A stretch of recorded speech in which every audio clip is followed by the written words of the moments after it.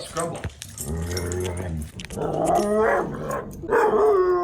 Have you ever turned around in the kitchen and almost fallen over because your dog is right next to you? It's a very common thing. In this video, we're going to show you how you can teach your dog to leave the room.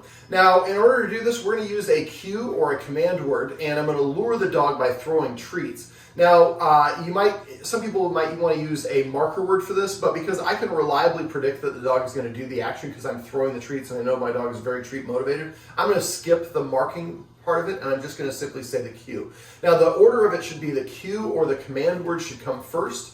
It should be followed by the action that you're looking for from your dog, which should be followed very immediately after by a reinforcer, which would be a treat or a pet or something your dog really likes.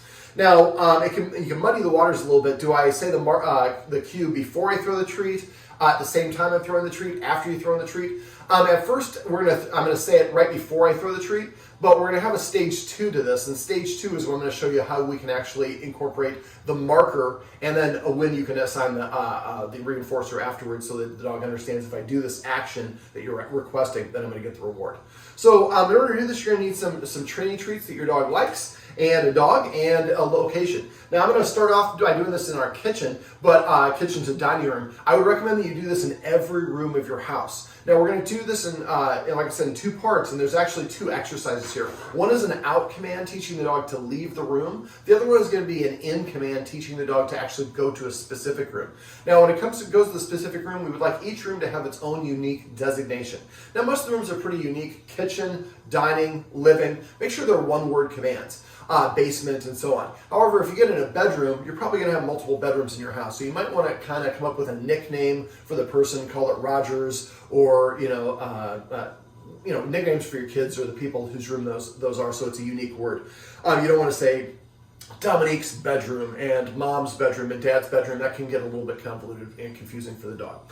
All right, so the first thing I'm going to do is I'm going to use a treat. I'm going to throw the treat to lure the dog to leave the kitchen and to come outside. Make sure that all 4 of your dog's paws are outside. This is going to be the line that I'm going to establish. And so I want all dogs, all of California's paws outside of here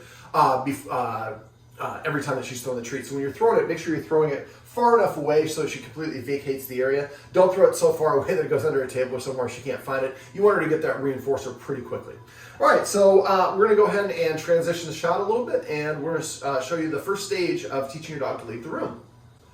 All right, so what I'm going to do is I've got California here. She knows I have the treat out. These have been in my pocket for a minute, so they're going to be a little bit chewy. So I have her come back in or repeat it, out. Really, really simple, not a lot to it. So you want to do this, the first stage, you're going to repeat this with, I usually do it about anywhere from about 3 to 6 treats. The second part of this is teaching the dog to actually go into the room, and we're going to use the same technique for this. So I'm going to say kitchen, as I roll it right into the kitchen. Just make sure you roll it far enough so your dog has to completely go in the kitchen. So the nice thing about this, you can go out, kitchen. And so you can kind of rep them back and forth. So I'd probably do about 6 outs and 6 ins, or kitchens in this regard. Kitchen.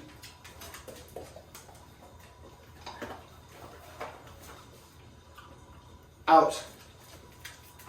So now I've transitioned to where I'm asking for the action first and rewarding the dog for it. Now, one little thing that I was doing, which isn't ideal, is I was reaching for my treat pouch. Sometimes that can actually confuse the dog. So I'd recommend you actually reach for that afterwards. I'll show you here 100% intention of what I want you to do. Kitchen.